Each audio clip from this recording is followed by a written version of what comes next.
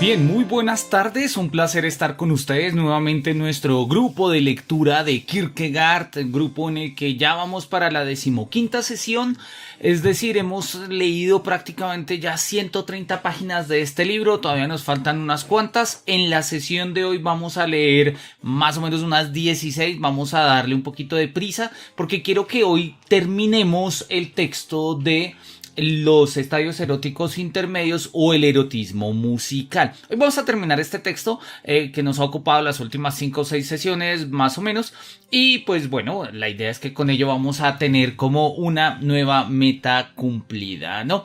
Entonces arranquemos que bastante es lo que queremos pensar hoy.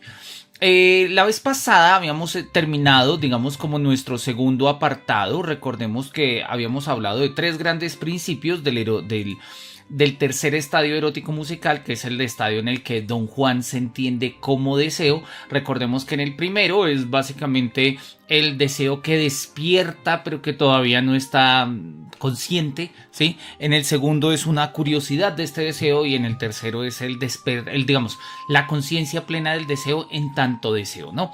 Y este tercer estadio, pues digamos que lo hemos dividido en distintos apartados siguiendo a Kierkegaard. El primero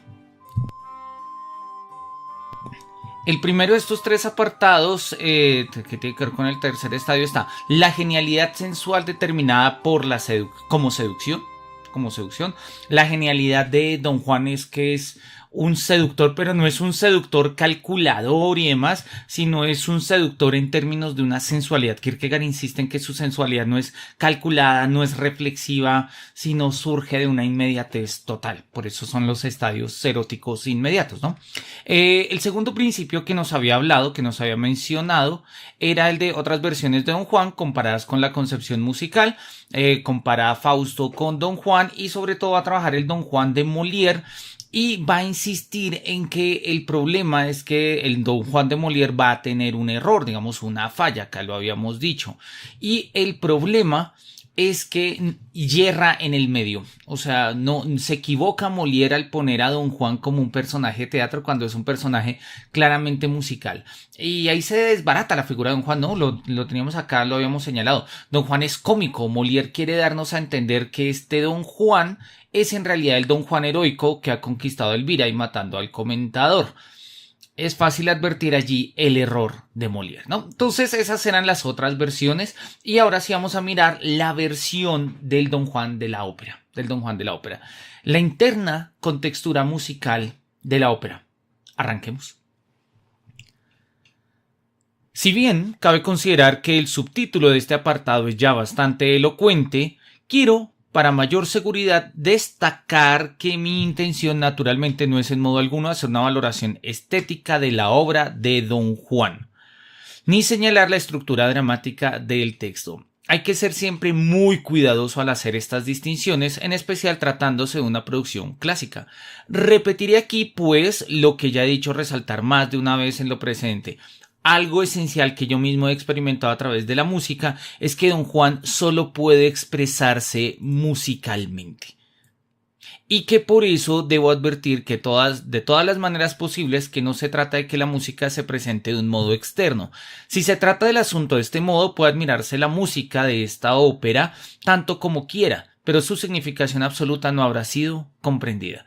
Esta es una idea muy importante en Kierkegaard, y que de una u otra forma, digamos que va a pelear contra ciertas posturas hegelianas hasta cierto punto, y pues ilustradas, y es asumir un poco la traducción de los medios, ¿no? Entonces, si yo hago un libro, lo puedo transformar en película, y lo puedo transformar en baile, y lo puedo transformar en serie, y lo puedo transformar en videojuego, y sí, como que hay una especie de traductibilidad.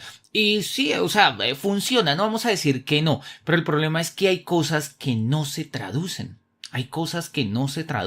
Él lo había mencionado la vez pasada con otros ejemplos, y una de las cosas que nos cuesta traducir es al Don Juan musical. Si lo traducimos al teatro, nos sale o un héroe trágico o un cómico, por ejemplo, pero se nos pierde la sensualidad. Yo creo que nosotros lo entendemos. Hay cosas que solo se dicen en un medio, ¿sí? En este caso hay cosas que solo se expresan musicalmente. musicalmente. Y ya nosotros habíamos mostrado un poco como todo esto, ¿no? Jotó, que era el crítico que hemos estado leyendo, no se sustrajo a este tipo de falsa abstracción, y a ello se debe que su presentación no pueda considerarse satisfactoria, por muy talentosa que sea en otros aspectos. Su redacción, su presentación, su reproducción es vívida y animada, sus categorías son indefinidas y fluctuantes, su concepción de Don Juan no está atravesado por un único pensamiento, sino que se disuelve en muchos. Para él, Don Juan es un seductor, pero incluso esa categoría es indefinida y debería definirse en qué sentido es un seductor, cosa que yo mismo he intentado hacer. Claramente, si Don Juan es un seductor, hay que explicar qué significa que sea un seductor, ¿no? Y Kierkegaard nos lo ha estado mostrando. Claro que de este seductor se dicen muchas cosas que de suyo son ciertas, como se permite que prevalezcan demasiadas ideas generales. Dicho seductor se convierte con facilidad en alguien tan reflexivo que deja de ser musical. Y entonces, ¿qué fue el error de Molière, no? Que deja de ser musical. Kierkegaard quiere evitar completamente ello, ¿sí? Logra tener algo tan reflexivo que pierda su musicalidad. Recorre una a una las escenas de la obra. Su recensión está frescamente impregnada de su individualidad. Tal vez demasiado en algunos pasajes. En estos casos suele continuar con simpatéticos derrames verbales acerca de cuán bella, correcta y variadamente Mozart le ha dado expresión al asunto. Pero esa celebración lírica de la música de Mozart es demasiado poco. Y aunque ese traje le sienta muy bien al individuo en cuestión y éste sepa expresarse de modo muy hermoso, esta concepción no reconoce la validez absoluta del Don Juan de Mozart. O sea, la tesis de Jotó no ve la profundidad del Don Juan de Mozart. Dicho reconocimiento es aquello a lo que aspiro, pues coincide con el recto discernimiento de lo que constituye el objeto de esta investigación. Por eso no me propongo tomar toda la ópera como objeto de consideración, pero sí la ópera en su totalidad, incorporar cada una de sus partes en una consideración lo más vasta posible en lugar de mencionarlas por separado, verlas en su relación con el todo y no al margen de él. Como nosotros lo vemos, es claramente un criterio metodológico hermenéutico, no va a ir del todo a la parte, no le interesa hacer un análisis reconstructivo de cada una de las partes hasta el todo, sino va a partir desde las partes y desde las partes va a ir va a partir del todo y desde el todo va a ir hacia las partes y ahí va a retroalimentar un poco su interpretación. Es un drama, es completamente natural que el interés principal vamos a poner acá, estrategia metodológica, listo, con eso ya sabemos de cómo es que lo está llevando Kierkegaard y listo. Ahora sí, retomemos. En un drama es completamente natural que el interés principal se concentre en lo que se llama el héroe de la pieza. En relación a él, los demás personajes cobran solo una significación subordinada y relativa. Sin embargo, en la medida en que la reflexión interna penetra el drama con su poder de distinción, tanto más cobran los personajes secundarios, si puedo decirlo de este modo, una cierta absolutez relativa. Esto no es en modo alguno un error, sino, por el contrario, una ventaja. De la misma manera que una visión del mundo que solo es capaz de avistar unos pocos individuos sobresalientes, pero que no presta atención a los subordinados, es, en algún sentido, una visión elevada, pero inferior a aquella que también ve lo menor en su validez igualmente decisiva, ¿no? Vamos a subrayar esta idea de una cierta absolutez relativa, que es una idea por lo menos curiosa. Esto es algo que el dramaturgo logra solo en la medida en que no queda ningún resto de inconmensurabilidad, ningún resto del estado de ánimo del que procede el drama, es decir, el estado de ánimo qua estado de ánimo, sino que todo es convertido a la sagrada unidad monetaria del drama, la acción y la situación.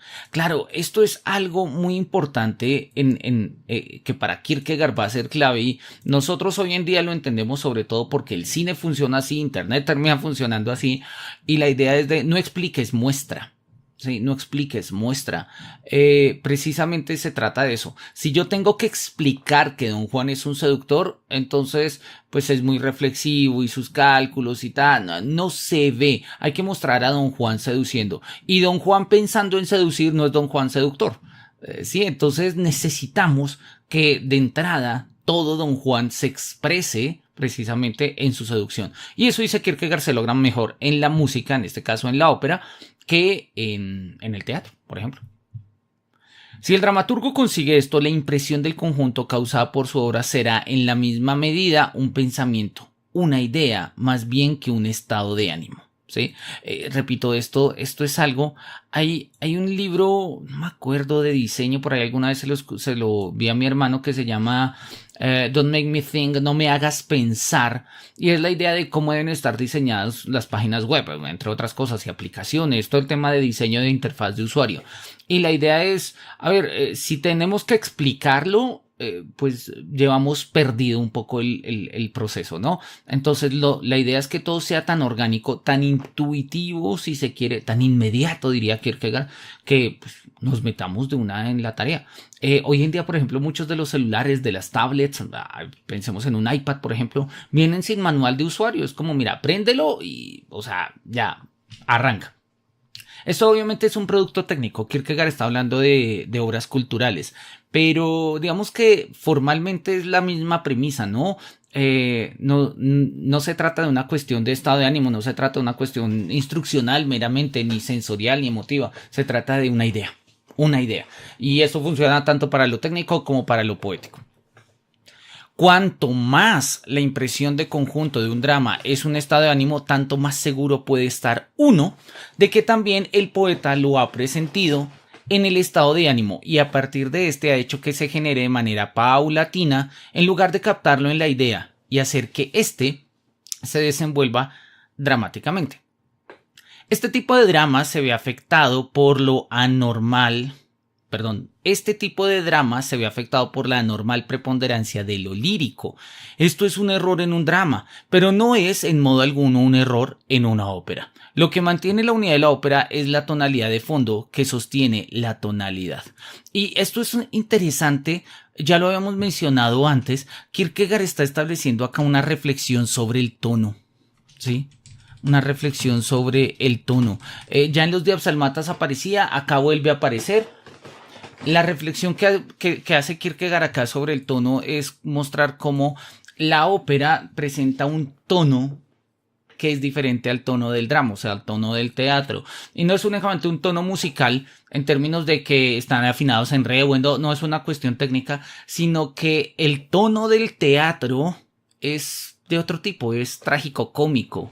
El tono de la ópera puede manejar otro tipo de tonalidades, ¿no? La idea de que los tonos corresponden a medios es una idea, digamos, muy kierkegaardiana, que va a tener cierto eco, por ejemplo, en Derrida. Cuando Derrida hable del tono apocalíptico, va a mostrar cómo el tono apocalíptico, si bien se enmarca en el ámbito de la filosofía, esas filosofías finimundistas que hablan del fin de todo, el tono apocalíptico empieza a permear otras partes de la cultura, la política, la economía, ¿sí? El trabajo, en fin. Lo dicho aquí acerca de la impresión de conjunto del drama vale también para cada una de sus partes. Si tuviera que designar en una gran palabra el efecto del drama en cuanto es diferente del que provocan todos los demás géneros poéticos, diría que el drama actúa por simultaneidad. Correcto, la idea del teatro es simultaneidad, y eso lo han tenido clarísimos los griegos, desde los griegos, y por eso el teatro hay que verlo más que leerlo. A veces es difícil verlo, entonces pues está bien leerlo, pero la idea del drama es simultaneidad, clarísimamente. En el drama encuentro los momentos exteriores entre sí reunidos en la situación, la unidad de la acción. Ahora bien, cuanto más segregados están los momentos discretos, cuanto más profundamente penetrada de reflexión está la situación dramática, tanto menos consistirá la unidad dramática en un estado de ánimo y tanto más en un determinado pensamiento. Pero así como la totalidad de la ópera no puede ser penetrada por la reflexión del modo como sucede en el drama propiamente dicho, así ocurre también que la situación musical, si bien es dramática, tiene su unidad en el estado de ánimo. La situación musical tiene la simultaneidad de cualquier situación dramática, pero la acción de las fuerzas es una sonoridad conjunta, una entonación conjunta, una armonía, y la impresión causada por la situación musical es la unidad que se instaura al oír de manera conjunta lo que suena de manera conjunta. Cuanto más penetrado de reflexión está el drama, tanto más el estado de ánimo se transfigura en acción. Cuanto menor es la acción, tanto más predomina el momento lírico. En la ópera esto es totalmente lícito. La descripción de caracteres y la acción no constituyen tanto el fin inmanente de la ópera, que no es lo bastante reflexiva como para eso. En la ópera, por el contrario, encuentra su expresión la pasión irreflexiva. ¿Sí? Por el contrario. ¿Sí? Si estamos diciendo que en el drama rige la simultaneidad, en la ópera rige la pasión irreflexiva, la pasión sustancial. La situación musical reside en la unidad del estado de ánimo, en la discreta pluralidad de voces. Esto es precisamente lo propio de la música, a saber, que puede conservar la pluralidad de las voces en la unidad del estado de ánimo. Y esto es clave y esto se puede mantener en la ópera, pero difícilmente en el drama. ¿Por qué? Por el carácter que ya nos estaba diciendo Kierkegaard acá, que es precisamente la situación lírica, donde era que lo mencionaba. Acá, el momento lírico, ¿sí? ¿Qué es lo que nos está diciendo Kierkegaard en el fondo de esto? Bueno, él termina, cuando en el lenguaje corriente se habla de una pluralidad de voces, este término tiende a designar una unidad que es un resultado finito. Este no es el caso de la música. Listo, él nos está acá poniendo, digamos, una contraposición entre drama, ¿sí? Y ópera. Y él nos dice que en el drama, ¿sí? Básicamente el estado de ánimo se vuelve un pensamiento y una reflexión en la medida en que nosotros, pues, lo presentamos, ¿no? Es un poco la idea. Mientras que en la ópera, lo máximo a lo que nosotros vamos a llegar es a un estado de ánimo. Es a un estado de ánimo. Es decir, en el teatro no todos los personajes nos muestran un mismo estado de ánimo. Bueno, quizás Ionesco y el teatro del absurdo nos enseñó que sí, pero precisamente la idea del teatro, sobre todo clásico y muy del mundo moderno, muy del el de Rancière, no Rancière, el teatro de, se me olvidó, el de Molière, el de, ¿cómo es que se llama? Racine, y sí, todos estos otros poetas franceses, por ejemplo, del clasicismo. Claramente cada voz representa un estado de ánimo, una idea, y son formas singularizadas que hablan y que actúan en una escena, y de hecho de eso se trata el teatro. En la ópera es posible que un estado de ánimo atraviese a todos los actores, atraviese toda la escena, y que la escena misma no sea más que la encarnación de un único estado de ánimo ahí, de un único estado de ánimo ahí. Sí, eso es claramente posible. El interés dramático exige un avance rápido, un ritmo agitado, lo que cabría denominar la creciente rapidez inmanente de la caída. Cuanto más penetrado de reflexión está el drama, tanto más sostenida es la prisa con que avanza. Si, en cambio, el momento lírico o el momento épico predominan de modo exclusivo, el drama se manifiesta con un cierto amodorramiento, que hace que la situación se adormezca y que el proceso y el avance dramático se vuelvan pesados y engorrosos.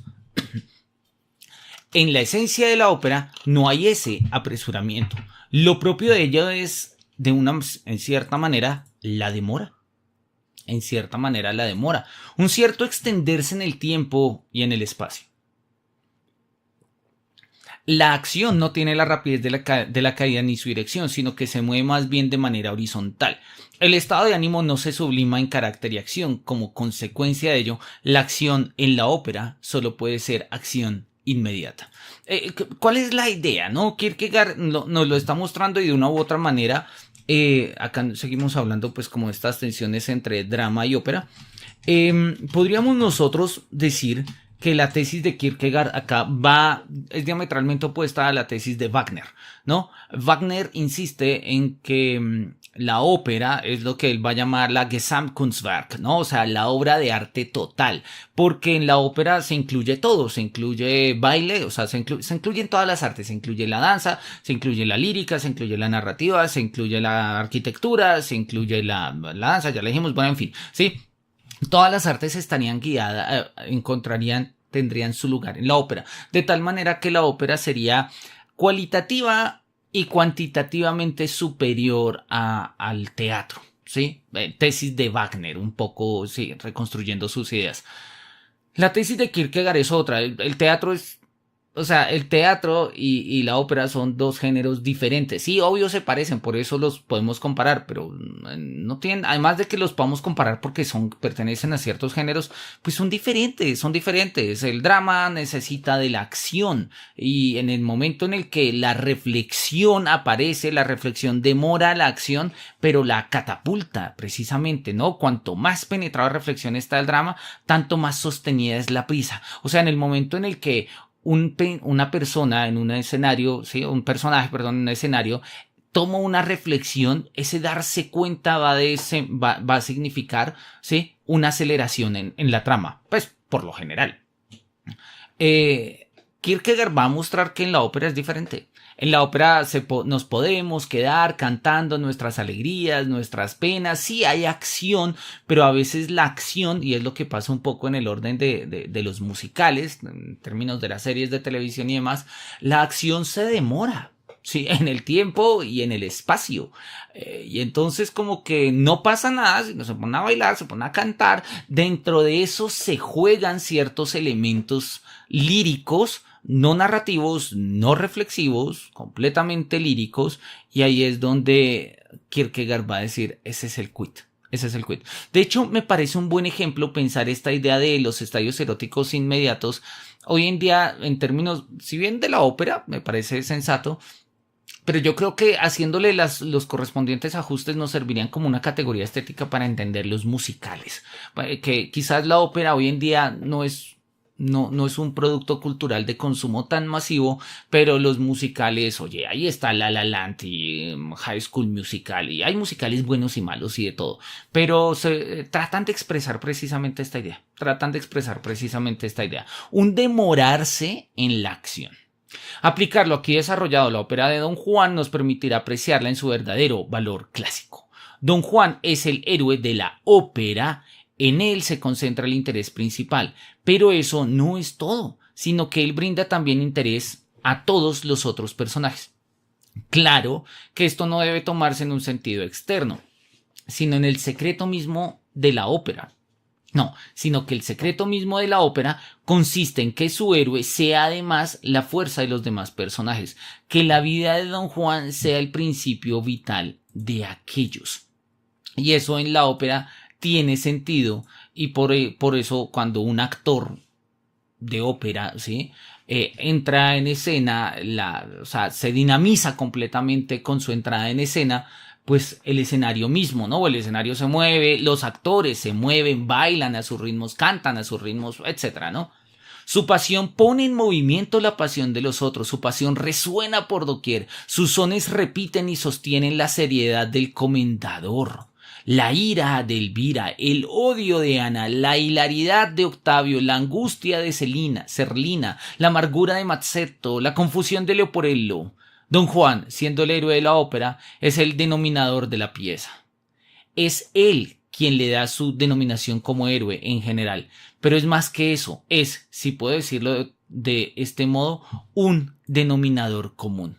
Don Juan como denominador común, lo cual quiere decir, pues, lo que acabamos de decir, que Don Juan, pues, está en el centro, ¿sí? de la obra, ¿sí? Y me gusta ahí como lo dice, así que vamos a subrayarlo. Su pasión pone en movimiento la pasión de los otros. Y esto es bonito porque muestra cómo en Kierkegaard las pasiones se dinamizan, o sea, no es simple y llanamente un despertar de la pasión, ¿sí? Como una forma, digamos, de mi propio conatus, de mantenerse en su ser, en tan pasión como ira, como rabia, como amor, ¿no? No, la pasión a veces se despierta con las pasiones de otros, y creo que eso se sabe más desde el mundo de la vida que desde las propias premisas filosóficas. Eso está bien, oye, y me sirve para la clase de esta noche, así que vamos a subrayarlo. Y vamos a ponerlo acá en captura de pantalla. Listo. Perdón, yo quería hacer... Listo. Toda otra existencia es tan solo derivada en relación a la suya. Si se exige que la unidad de una ópera consista en una tonalidad de fondo, es fácil advertir que Don Juan constituye el designio más perfecto que cabe pensar para una ópera. Pues la tonalidad fundamental puede consistir en algo ajeno a fuerzas de la pieza, que, no obstante, la sostiene. Como ejemplo de este tipo de ópera mencionaré La Dama Blanca. Pero esta unidad es, en relación a la ópera, una determinación adicional de lo lírico. En Don Juan, la tonalidad fundamental no es otra que la fuerza fundamental de la ópera misma, que es Don Juan. Pero este, a su vez, por la sencilla razón de que no es un carácter, sino esencialmente una vida, es absolutamente musical. Los demás personajes de la ópera tampoco son caracteres, sino especialmente pasiones producidas por Don Juan, y en este sentido son también musicales. Vean ustedes esto que nos está diciendo Kierkegaard, es muy interesante porque es un poco precisamente lo que habíamos dicho, ¿sí? Desaparece el personaje y aparece la pasión encarnada, desaparece el personaje y aparece la musicalidad, ¿sí? Entonces desaparece el personaje en términos del drama, ¿no? Y aparece la pasión encarnada. Los demás personajes de la ópera tampoco son caracteres, sino esencialmente pasiones producidas por Don Juan. Y en ese sentido son también musicales. Pues así como Don Juan los entrelaza a todos, así también estos se entrelazan en torno a Don Juan. Son las consecuencias externas que su vida no cesa de producir. Esa absoluta centralidad de la vida musical de Don Juan en la ópera, además de ser un poder de ilusión como ningún otro, hace que uno gravite en pos de esa vida hacia la vida de la pieza. Gracias a la omnipresencia de lo musical en esta pieza, puede uno gozar de cada una de sus pequeñas partes. Y, sin embargo, gravitar hacia allí de manera instantánea. Uno entra a mitad de la pieza y en un instante uno está en el centro, pues lo central que es la vida de Don Juan está en todas partes.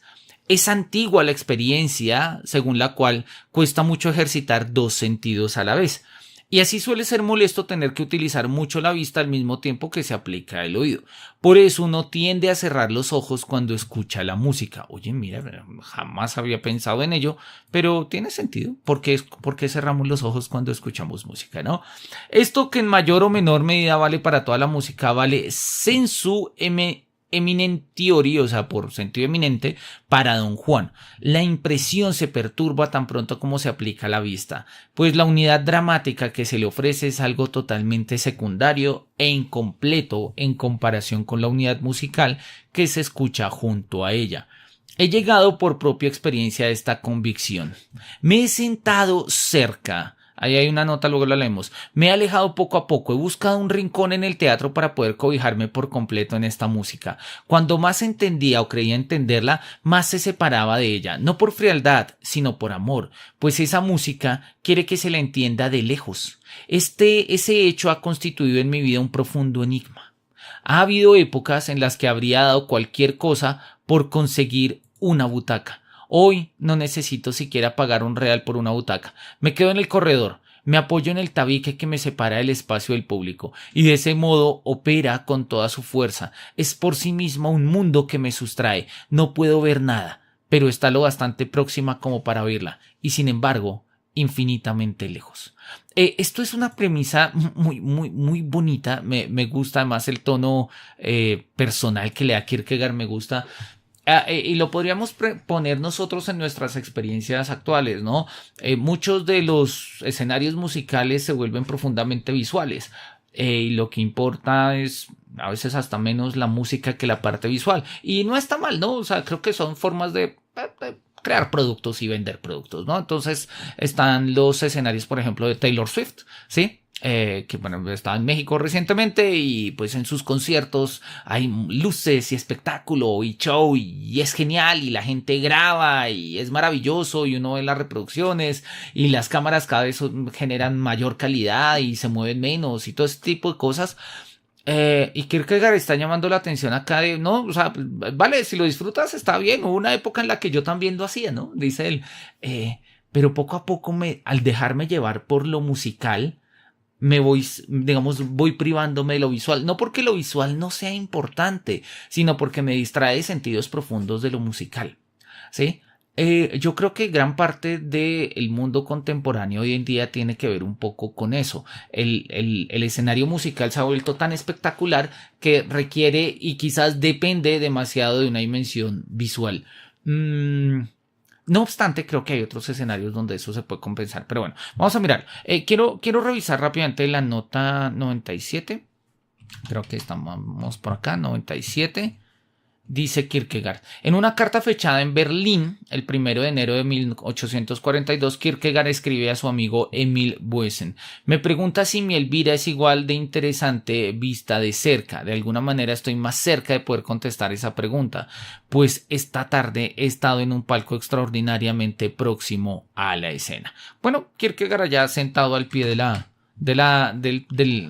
escenario, tratando de entender mejor a Don Juan y a Elvira y pues todas sus relaciones, al mismo tiempo que trataba de entender por qué fue que terminó con Regina.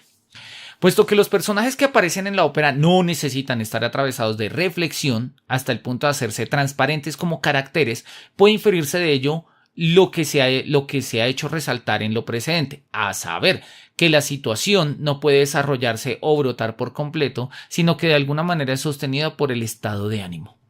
El estado de ánimo. Lo que en la ópera es, digamos, sucedáneo, porque la ópera necesita de la acción y la acción necesita de dinamizar estados de ánimos en personajes, la ópera requiere precisamente sostener todo en términos de un estado del ánimo. Lo mismo vale para la acción en la ópera. Lo que se llama acción en sentido estricto, el obrar emprendido con conciencia de un fin, no puede hallar expresión en la música, sino solo podría llamarse acción inmediata.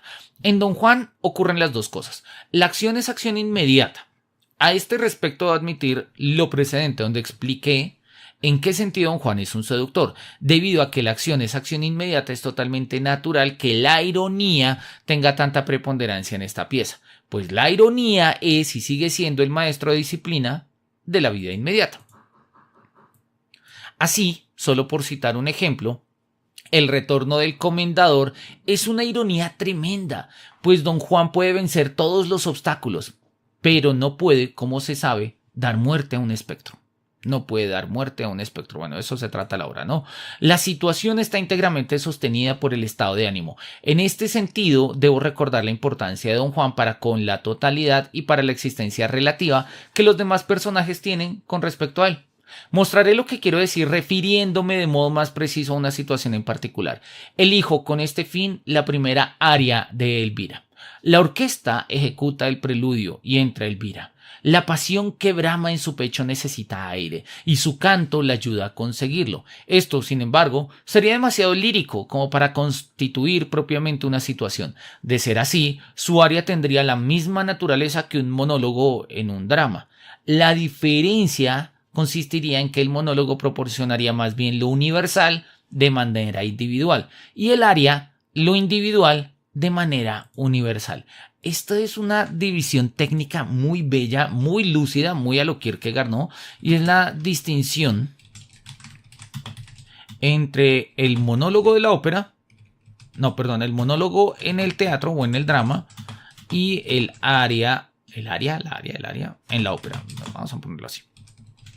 Y él dice, mira, mientras que en el drama el monólogo de una u otra forma llega sí o sí a un carácter reflexivo por el carácter del lenguaje que implica el monólogo, en el aria nosotros llegamos a un estado de ánimo por el carácter lírico específico del aria, ¿sí? De lo que está haciendo en este caso quien canta, en este caso Elvira.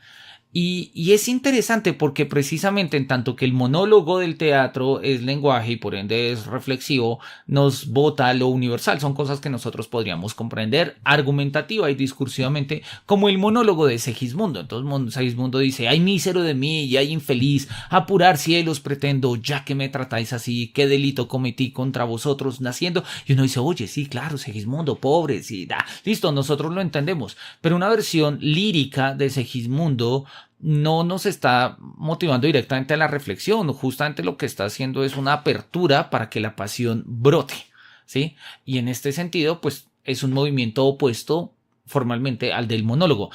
Tesis de Kierkegaard, obviamente esto puede ser todo lo discutible que queramos. Pero como dijimos, eso sería demasiado poco para constituir una situación, y por eso no lo es. En el trasfondo, uno ve a Don Juan y a Leporello, esperando ansiosos que esta dama que ellos ya han visto por la ventana aparezca. Si estuviéramos frente a un drama, la situación no consistiría en el hecho de que Elvira aparezca en primer plano y Don Juan al fondo, sino en el choque inesperado de ambos. El interés recaería en cómo Don Juan podría eludirlo. El choque también tendría su importancia en la ópera, pero es muy secundaria. El choque quiere ser visto, la situación musical quiere ser oída. ¿Sí?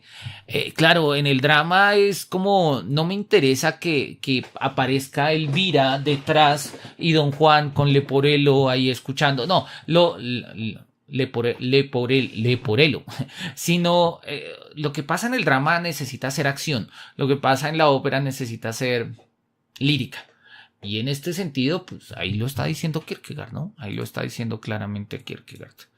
Vamos a ponerlo acá en rojo.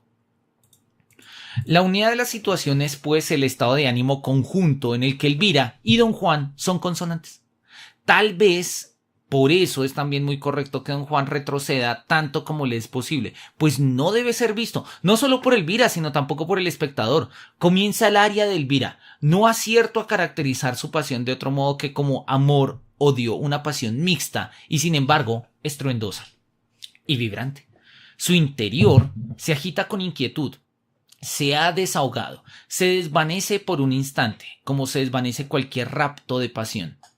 Y entonces la música hace una pausa. Pero su agitación interior muestra a las claras que la pasión no ha alcanzado aún a irrumpir de manera suficiente. El diafragma de la cólera ha de sacudirse con más fuerza aún. Pero, ¿qué puede provocar esta sacudida? ¿Cuál será el detonante? Puede ser solo una cosa: la burla de Don Juan. Mozart ha utilizado la pausa. Ojalá fuese yo un griego, pues entonces diría que la ha utilizado divinamente para anudar en este punto la burla de Juan. Es cierto, y es obviamente dependiendo de las interpretaciones se ve, hay un momento en el que para la ópera, o sea, para la música, para la acción, ¿sí? Y precisamente esa pausa es plenamente intencional. A veces yo no soy muy de ver óperas, o sea, he visto unas cuantas y me gusta más verlas allá que verlas en televisión, pero digamos no tengo una alfabetización de ópera tan profunda, pero muchas veces nos cuesta leer en este tipo de obras lo que son las subidas, las bajadas, los silencios, las estridencias, todo eso es una forma significativa y constitutiva de pues lo que es la obra, en este caso pues la ópera de Don Juan, ¿no? Ahora, la pasión bulle con más fuerza, prorrumpe en ella con más violencia aún e irrumpe en sonidos. Se repite una vez más y su interior se estremece. La cólera y el dolor se abren paso como un río de lava en la famosa secuencia con la que finaliza el aria. Ahí se ve lo que quiero significar cuando digo que Don Juan resuena en Elvira, que esto es más que una frase hecha. Es más que una frase hecha. Don Juan resuena en Elvira. Oye, qué bonito. Vamos a ponerlo en naranja. ¿Sí? Don Juan resuena en Elvira. El espectador no debe ver a Don Juan. No debe verlo junto a Elvira en la unidad de la situación. Debe escucharlo dentro de Elvira, saliendo de Elvira.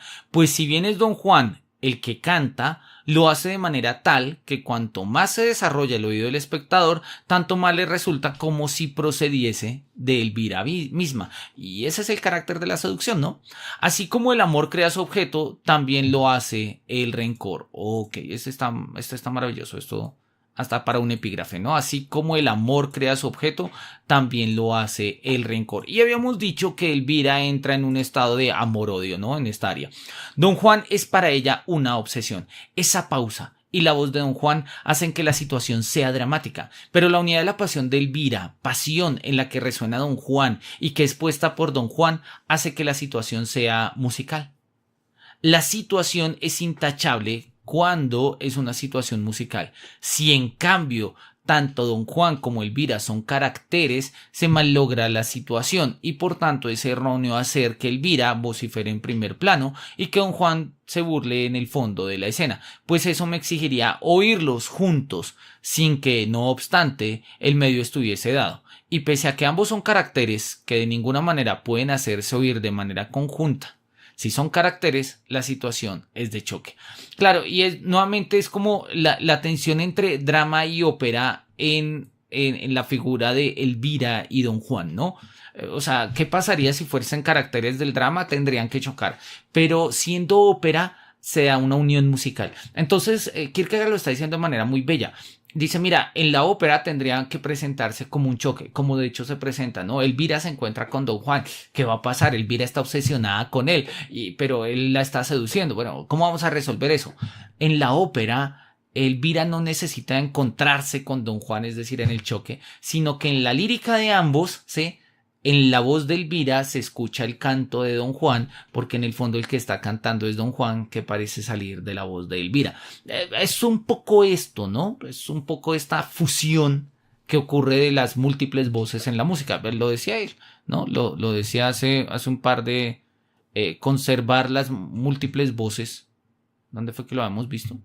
Él lo decía, ¿no? Conservar las múltiples voces. Acá está, ¿sí? Conservar las múltiples voces en la unidad del estado de ánimo. Vamos a subrayarlo todo, ¿sí? Conservar la pluralidad de las voces en la unidad del estado de ánimo. Vamos acá a ponerle circulito a la pluralidad de las voces, porque ya nos vamos dando cuenta que es un concepto que empieza a ser bastante importante. Se ha hecho notar más arriba que en la ópera no se exige, como en el drama, la precipitación dramática, la creciente rapidez de la secuencia, y que en aquella la situación puede extenderse un poco. Esto, sin embargo, no debe dar lugar a una sostenida detención. O sea, la ópera no debería quedarse ahí. Un musical, en el momento en el que se quedan cantando y no vuelve, pues se pierde. Para ejemplificar el justo medio, podría señalar la situación que mencioné hace poco, no porque sea la única ni la más perfecta del Don Juan, pues por el contrario todas son así y todas son perfectas, sino porque es la que el lector recordará más fácilmente. Me acerco aquí, sin embargo, a un punto escabroso, pues debo admitir que hay dos áreas que deben ser eliminadas. Sí, bueno, dice Kierkegaard, ¿no? Que por muy perfectas que sean, resultan un estorbo y ocasionan un retraso. Preferiría guardar silencio a este respecto, pero no serviría de nada, y la verdad debe salir a relucir. Si se las elimina, todo el resto es sencillamente perfecto. Una es la de Octavio y la otra es la de Ana. Miremos qué nos dice acá la nota al pie.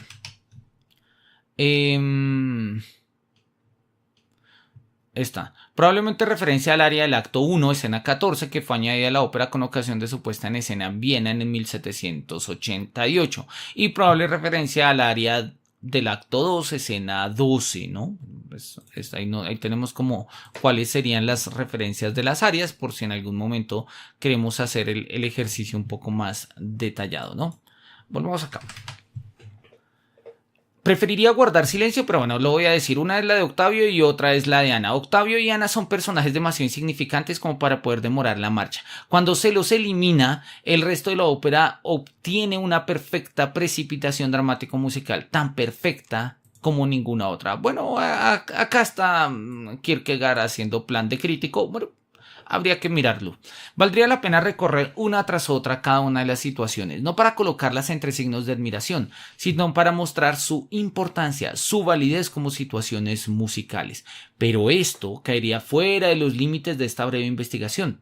Lo que se trataba de destacar aquí es más que nada la centralidad de Don Juan en el conjunto de la ópera.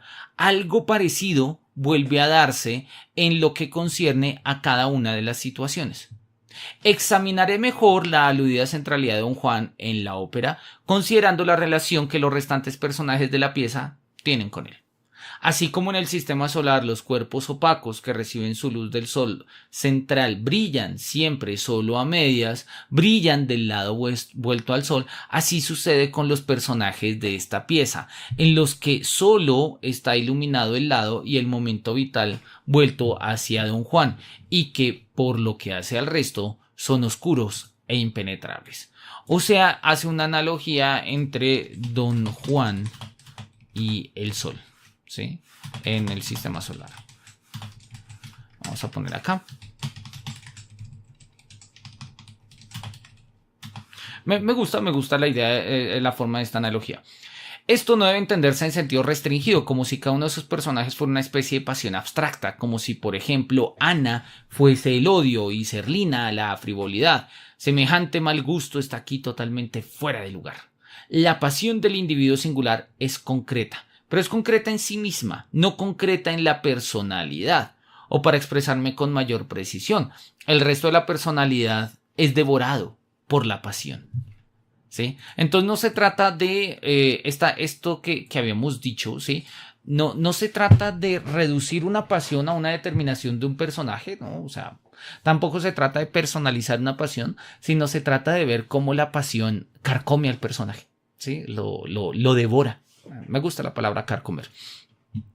Esto es absolutamente exacto, claro, porque estamos hablando de una ópera. Esta oscuridad, esa misteriosa comunicación con Don Juan, en parte simpática y en parte antipática, los vuelve musicales a todos por igual y hace que la ópera entera resuene en Don Juan.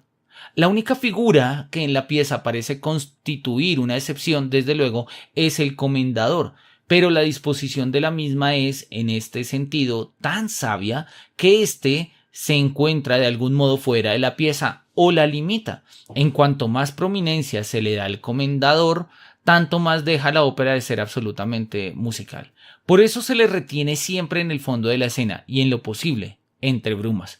El comendador es la poderosa prótasis y la ágil apódosis entre las que se encuentra la fase intermedia de Don Juan, y el rico contenido de esta frase intermedia es la materia de la ópera. No tengo ni idea, no sé si había leído esos términos, no los recuerdo. Vamos a anotarlos acá y vamos a buscarlos. La prótasis y apódosis. Listo, vamos a buscarlo, vamos a mirar qué nos arroja acá internet. Vamos a compartirlo.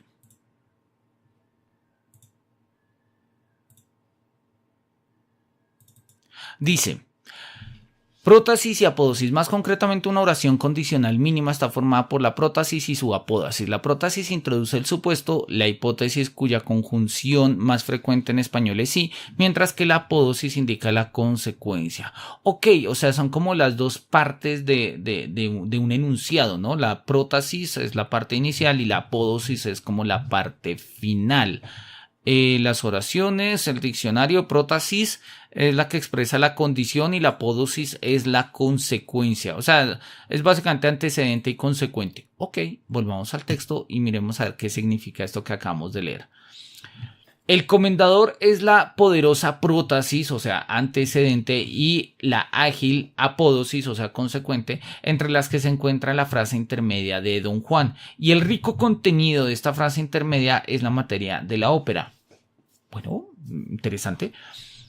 El comendador se presenta solo 2 veces. Y por eso pues son como estas dos partes. La primera vez es de noche, el fondo del escenario. No se le ve, pero se le oye caer bajo la espalda de Don Juan. Ya en este caso se muestra su seriedad, tanto más enfática al ser parodiada por las burlas de Don Juan, algo que Mozart ha expresado de modo excelente en su música, ya que en ese caso su seriedad es demasiado profunda como para pertenecer a un ser humano, ese espíritu aún antes de morir. La segunda vez se muestra como espíritu y la tronadora voz del cielo se hace oír en su voz seria y solemne, pero así como él mismo está transfigurado, así su voz se transfigura en algo que es más que una voz humana. Ya no habla, sino que juzga. Wow, eso está bellísimo. Vamos a mostrar esto. Vamos a poner acá que solo se presenta 2 veces. Y me gusta esta idea de hay una transfiguración, ¿sí? Ya no es una voz humana, sino que es una voz que juzga. Me gusta, me acuerda incluso hasta cierto punto al Fausto. En el Fausto, Mefistófeles se presenta como el acusador, ¿no? O sea, el que viene a acusar. Bueno, y en el libro de Job también. Vamos a dejar ahí esas ideas para revisarlas después. El personaje más importante de la pieza después de Don Juan es manifiestamente Leporello. Su relación con el amo es explicable justamente a través de la música, e inexplicable sin ella. Si Don Juan es una personalidad reflexiva, Leporello resulta ser un villano casi peor que él, y es inexplicable que Don Juan ejerza un poder tan grande sobre él, sino es por el hecho de que le paga mejor que todos los demás. Motivo este que ni siquiera Molière parece haber querido aplicar, pues hace que Don Juan sea un menesteroso. Sí, ese Don Juan pobre de Molière es un poco raro, ¿no? Y sí es cierto, o sea, si no hay una unidad musical entre Leporello y Don Juan, pues porque Leporello le lleva las cuentas a Don Juan de cuántas conquistas y seducciones tiene, o sea, es porque le pagan, y si no le pagan, pues qué hace Leporello ahí, ¿no? Si se toma a Don Juan en tanto vía inmediata, es fácil entender que ejerza sobre Leporello una influencia decisiva, que lo asimile hasta el punto de ser casi un órgano para Don Juan. Leporello, en cierto sentido, está más cerca de Don Juan. Leporello, en cierto sentido, está más cerca que Don Juan de ser una conciencia personal. Pero para llegar a serlo, debería llegar a una comprensión de su relación con éste. Y no lo consigue, no consigue deshacer el hechizo. También aquí, Leporello debe volvérsenos transparente en tanto se le da la palabra. En la relación de Leporello con Don Juan también hay algo erótico, el poder con el que le apresa contra su propia voluntad, pero en esa duplicidad es musical. Y Don Juan no cesa de resonar a través de él. Entonces, Don Juan está resonando, ¿sí? Y esa es la dimensión erótica, ¿sí? Entre Leporello y Don Juan hay una dimensión erótica, y esta dimensión erótica es que Don Juan no cesa de resonar en Leporello, ¿sí? Vean ustedes que esto es bonito porque es una concepción del erotismo que no tiene que ver específicamente, es decir, con la pura y mera... ¿cómo lo podríamos llamar? Satisfacción de un placer y de un placer sensual, incluso venéreo, si lo queremos poner. El erotismo en este caso está presente en términos de una fusión, perdón. Que es el mismo erotismo que va a aparecer clásicamente en San Juan de la Cruz, en Santa Teresa de Ávila, en los grandes místicos, ¿sí? Que terminan escribiendo textos profundamente eróticos, porque si bien el erotismo es capaz de entender la fusión a través de la carne, pero la carne para el erotismo más profundo es irrelevante, porque la fusión del espíritu termina siendo incluso más poderosa, más potente, ¿no? Creo, no sé. Obviamente la reivindicación en el siglo XX de la figura del cuerpo encontró en el erotismo una forma de transgresión, tesis de Vattel, ¿sí? De una forma de transgresión. El erotismo corporal sirvió como una forma de transgresión de muchas perspectivas moralistas, clasistas, incluso, ¿no? Y etcétera, racistas, políticas, etcétera.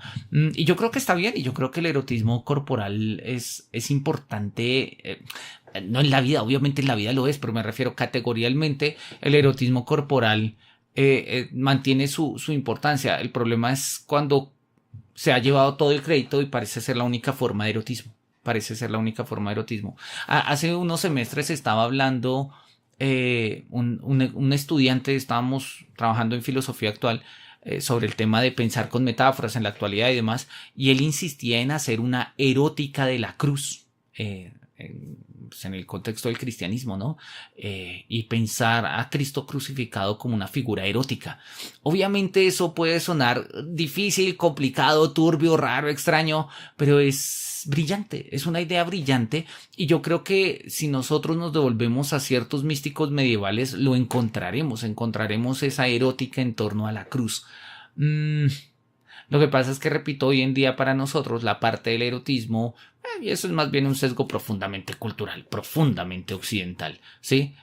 Para nosotros el erotismo tiene que ver básicamente con eso, una satisfacción venérea, cuando creo que hay unos niveles que la tradición ha visto en otros términos y valdría la pena mirarlos, ¿no? Entre ellos esta, ¿no? Hay una relación erótica también entre Don Juan y Leporello, y no es porque sean pareja y no vamos a hacer acá personajes inclusivos ni nada, sino que lo que estamos mirando es que el erotismo va más allá simple y llanamente de esto, del género, de la carne, ¿sí? Llega a un plano musical que todo lo permea y a todo llega. A excepción del comendador, todos los personajes están en una especie de relación erótica con Don Juan. Con respecto al comendador, Don Juan no puede ejercer ningún poder, es conciencia. Los demás están en su poder. Elvira le ama y por eso está en su poder. Ana le odia y por eso está en su poder. Serlina le teme y por eso está en su poder. Octavio y Maceto se suman en razón de su parentesco, pues los lazos de sangre son delicados, ¿sí? Entonces pongamos acá. Relación erótica de Don Juan con todos los personajes. Si ahora vuelvo a observar por un instante lo explicado hasta aquí, el lector verá tal vez los diversos ángulos desde los cuales se explicó el tipo de relación que hay entre la idea del Don Juan y lo musical, cómo esa relación es lo constitutivo en la totalidad de la ópera, cómo esa relación se repite en cada una de las partes. Eso podría bastarme, pero por una cuestión de integridad extrema, quiero ilustrarlo a través de algunos ejemplos. La elección no será azarosa. Elijo para ello la obertura, que es la que mejor da la tonalidad de la ópera como una concentrada densidad, y elijo después de ella el momento más épico y el momento más lírico de la pieza, con el fin de mostrar que, incluso en el límite extremo, la ópera sigue siendo perfecta y se conserva el dramatismo musical, que es Don Juan el que musicalmente sostiene la ópera. Vamos a mirarlo. Este no es el lugar para explicar lo que la obertura como tal significa para la ópera. Lo único que cabe destacar aquí es que el hecho de que una ópera tenga que tener una obertura muestra suficientemente la primacía de lo lírico y que el efecto al que de esa manera se apunta es el de provocar un estado de ánimo. Un estado de ánimo. Esta es la idea de la obertura, ¿sí? Ahí. Algo que el drama no puede permitirse, puesto que en él todo debe ser transparente. Por eso es natural que la obertura sea compuesta al final, para que el artista mismo pueda estar totalmente penetrado por la música. De ahí que, por lo general, la obertura dé la oportunidad de obtener una interacción profunda acerca del compositor y de su relación anímica con la música. Si éste no logra captar su centro, sino mantiene una relación profunda con el estado de ánimo fundamental de la ópera, eso se revela de manera inconfundible en la obertura, que entonces resulta ser una suma de puntos destacados unidos por una laxa asociación de ideas, pero no por una totalidad que contenga, como realmente sería debido, un profundo esclarecimiento del contenido de la música.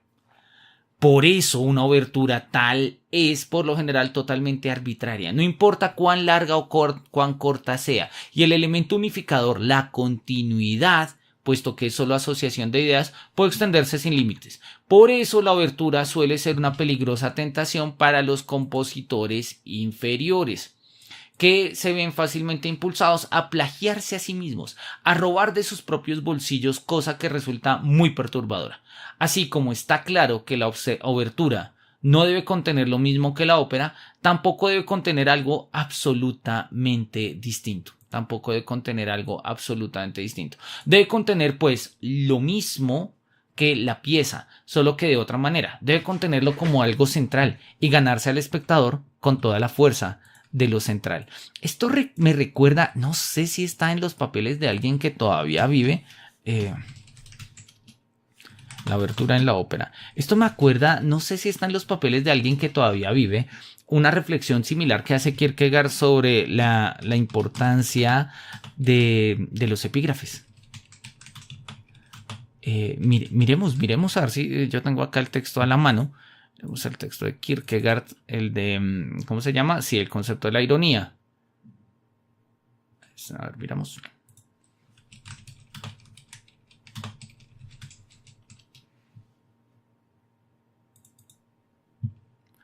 Epígrafe.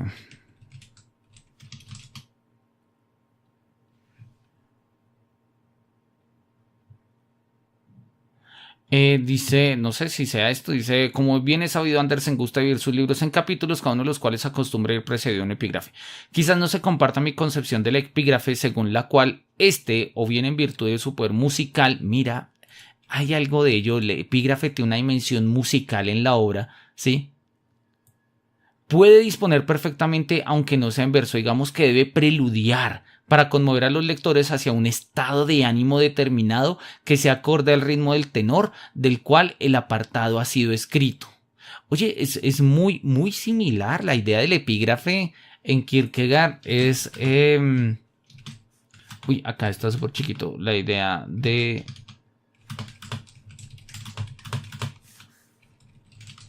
Vamos a poner confrontar o lo uno o lo otro.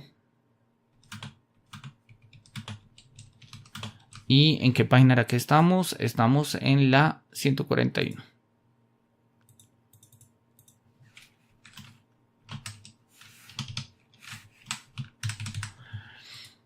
O bien no sin cierta picaresca de establecer una relación con la totalidad del apartado, evitando eso sí, crear un juego de palabras con alguna expresión que aparece una única vez en todo el capítulo. ¿Sí?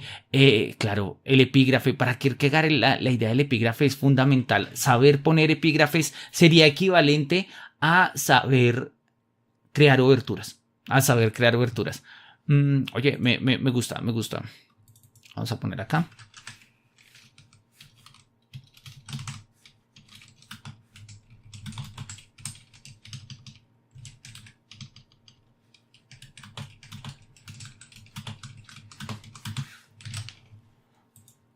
Bien, bueno, la obertura, ¿no? Que debe contener pues lo mismo que la pieza.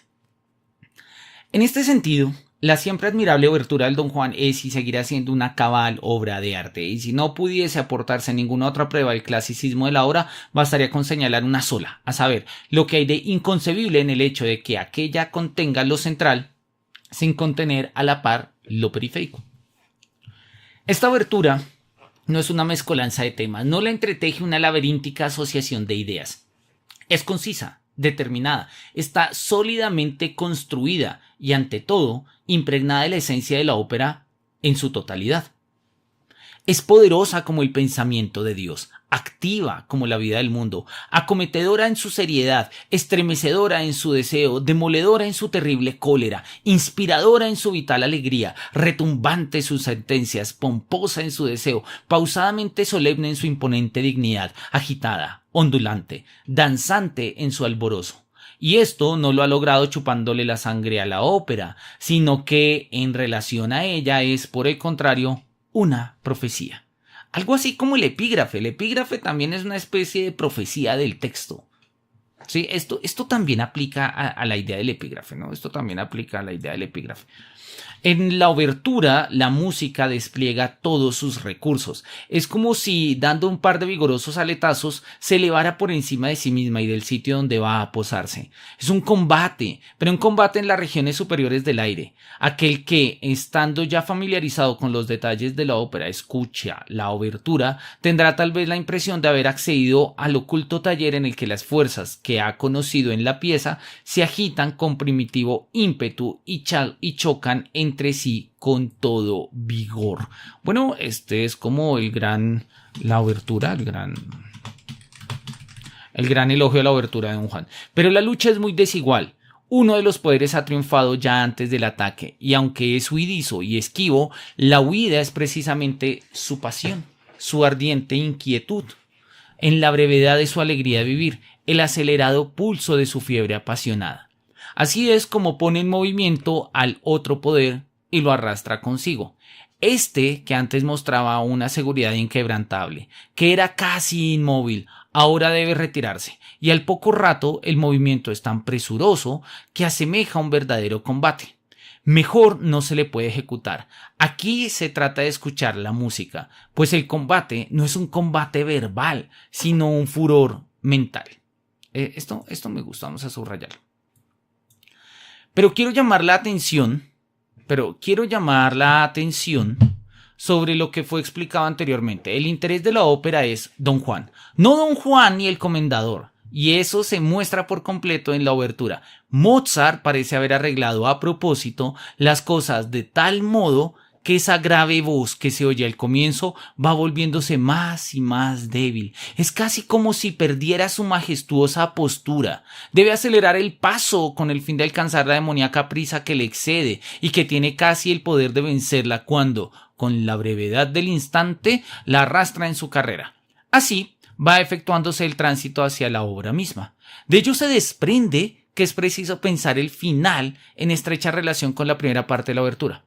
En el finale, la seriedad vuelve a ser lo que era, mientras que en el transcurso de la obertura estaba como fuera de sí. Ahora no se trata de correr a porfía, a la par del deseo, la seriedad retorna y al hacerlo corta todas las vías para una nueva carrera, para cualquier nueva carrera. Bien, lo que nos está mostrando acá básicamente es cómo la obertura del Don Juan está tan bien hecha que prefigura completamente la obra sin contarnos nada, ¿sí? Funciona de manera independiente, pero qué bien que le cae ahí a la obra, ¿no? Y la obra se funciona sin la obertura, pero con la obertura precisamente termina digamos, se potencia, ¿no? Y esto es lo que le interesa mostrar a Kierkegaard con el tema de la obertura. Que, repito, a mí me gusta, no soy especialista en ópera, me parece chévere, no sé, habrá que escuchar. Me gusta Kierkegaard y me parece que lo que Kierkegaard dice es sensato acá. Por eso la obertura, que en un sentido es independiente, debe en otro sentido ser considerado como un arranque hacia la ópera. Lo acabamos de decir. Esto es lo que quise sugerir más arriba cuando hice que el lector recordara la paulatina disminución de uno de los poderes, que de ese modo se acerca al inicio de la obra. Lo mismo se ve cuando se toma en consideración el otro poder, pues este aumenta en progresión creciente, comienza en la obertura, crece y se amplía. Particularmente, el comienzo de este último está expresado de un modo asombroso. Se le escucha insinuarse de manera tan débil y misteriosa. Se lo escucha, sí, pero pasa tan rápido que uno tiene la impresión de haber escuchado algo que no ha escuchado. Hace falta un oído atento y erótico para caer en la cuenta del momento en que en la obertura uno recibe el primer indicio de ese leve juego del deseo, que más tarde encuentra expresado con toda la riqueza de su caudalosa abundancia. No puedo decir con exactitud cuál es ese momento, pues no soy un experto en música. Ok, listo. Parece que Kierkegaard lo dice, mira. Pero es que yo solo escribo para los enamorados. Y estos sí que me entenderán. Algunos de ellos mejor de lo que me entiendo a mí mismo. Qué bonito, ¿no? Y esto vuelve y juega esa relación entre los enamorados y la música, que son espacios diferentes pero que terminan apuntando a lo mismo. Lo habíamos mencionado la vez pasada, se parece mucho a lo que nos decía Plotino, ¿no? Dice Plotino que aquellos que están preparados para el ascenso, es decir, para captar la unidad de las cosas, son los filósofos, los enamorados y los músicos. Bueno, los que aman la música, los que oyen la música.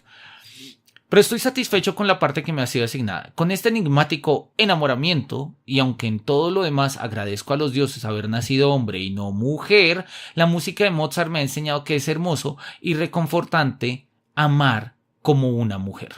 No, obviamente esto tiene todos los problemas políticos, de corrección política que hoy miremos. Acá nos van a explicar en la 105 algo, miremos qué nos dice la nota 105. Variación de la frase a veces atribuida a Tales o a Sócrates, es cierto, según la cual el filósofo en cuestión agradecería a los hombres haber nacido humano y no animal, hombre y no mujer, griego y no bárbaro. Sí, tal cual, esta es una cita, incluso yo alguna vez se la había escuchado, atribuida a Aristóteles. Mira que está en Diógenes Laercio. Ok.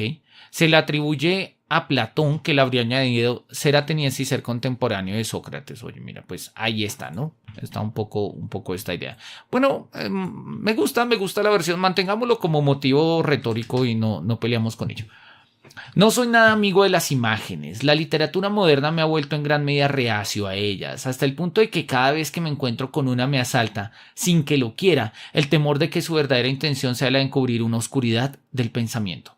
Por eso no voy a aventurarme en el irracional e infructuoso intento de traducir la enérgica y lacónica brevedad de la obertura en un minucioso e insignificante lenguaje figurado. Pero hay un momento de la obertura que quiero destacar, y para llamar la atención del lector respecto del mismo, utilizaré una imagen, que es el único medio que tengo para ponerme en relación con él. Ese momento, me encanta además el motivo reflexivo, ¿no? Dice Kierkegaard, no me gustan las imágenes para hablar de música, pero mira, no hay más, así que lo voy a usar, pero oye, no me gustan, ¿no? No me gustan y dejo constancia, pero igual lo voy a hacer. Ese momento, desde luego, no es otro que el del primer vislumbre del Don Juan. El presentimiento acerca de él y del poder con el que más tarde irrumpe. La obertura comienza con unas notas graves, severas y uniformes. Se oye por primera vez una señal infinitamente lejana que, como si hubiese llegado demasiado pronto, se retracta en el mismo instante, hasta que más tarde se oye de nuevo. cada vez más audaz, cada vez más altisonante. Esa voz que al principio se deslizaba de manera sigilosa, con coquetería, pero también de algún modo con angustia, mas no podía abrirse paso. Es como cuando en la naturaleza uno se encuentra, a veces, con un horizonte oscuro y nublado, que, demasiado pesado como para sostenerse, descansa sobre la tierra y oculta todo en su nocturna oscuridad. Se escuchan algunas notas cavernosas que, sin embargo, no están, no, en movimiento, sino que son como un profundo murmullo de sí mismas, hasta que en el borde, como un profundo, hasta que en el borde más distante del firmamento, lejos en el horizonte, se ve un rayo que avanza presuroso a lo largo del terreno y que en el mismo instante ya no está. Pero al rato aparece de nuevo, su fuerza se incrementa, ilumina momentáneamente todo el cielo con su lumbre, aunque al cabo de un instante el horizonte parece más oscuro aún, se enciende con más brillo y mayor rapidez, y es así como si la penumbra perdiese su calma y se pusiese en movimiento. Así como el ojo barrunta este fuego en el primer rayo, también el oído barrunta toda la pasión en esos agonizantes golpes de arco. ¿Listo? Entonces es la analogía, ¿no? Dice, no me gustan las imágenes, pero voy a coger esta imagen para mostrar lo que significa la obertura en la ópera, ¿no? De Don Juan. En ese rayo hay cierta angustia. Es como si fuese parido con angustia en la penumbra profunda. Así es la vida de Don Juan. Hay en él una angustia, pero esa angustia es su energía. No es una angustia que se refleje en él de manera subjetiva, sino que es angustia sustancial. En la obertura no se encuentra aquello que se ha dicho tantas veces sin tener idea de lo que se dice, a saber, desesperación. La vida de Don Juan no es desesperación, ¿sí? Y esto es interesante. Bueno, la vida de Don Juan de Mozart, porque vamos a ver que la del diario de un seductor, el Don Juan, sí hay un momento en el que desespera. Sí hay un momento en el que desespera. La vida de Don Juan no es desesperación, sino el poder total de la sensualidad parido con angustia. Y Don Juan mismo es esa angustia. Pero esta angustia es precisamente un demoníaco deseo de vida. Es un demoníaco deseo de vida. Esto obviamente los conceptos se nos pueden amontonar un poco y viene acá la pregunta de, bueno, ¿cuál es la diferencia entre angustia y desesperación? ¿Sí? En Kierkegaard, acá Kierkegaard todavía no ha escrito ni el concepto de la angustia ni el tratado de la desesperación, ¿sí? Entonces, obviamente no hay, digamos, como una... No hay todavía como una categorización profunda de estos términos como los va a aparecer posteriormente en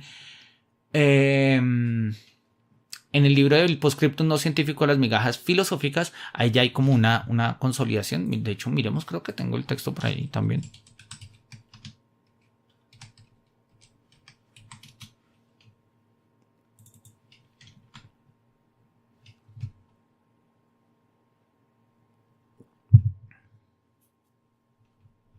Listo, Postscriptum no científico de las migajas filosóficas, es una obra larga, 600 páginas, a ver si en algún momento le damos una leída.